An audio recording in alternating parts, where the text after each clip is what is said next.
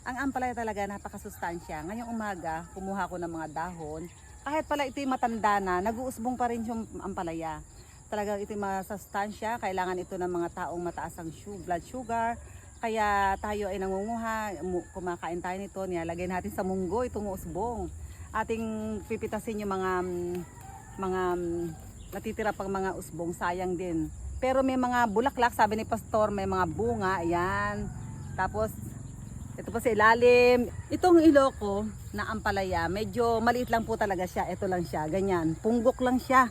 Medyo lumalaki siya ng konti, pero hanggang dyan lang. Hindi katulad ng ating Tagalog na humahaba itong iloko. Itong iloko naman ay maiksi lang. Pero ang gusto ko dito, maganda siyang magdahon na malago.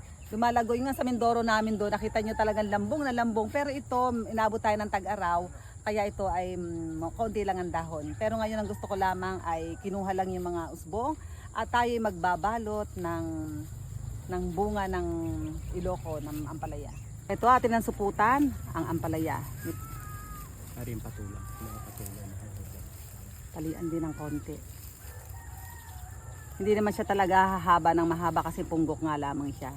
Salamat po sa patuloy na pagsubaybay sa mga ka-natural ni Pastor Vito.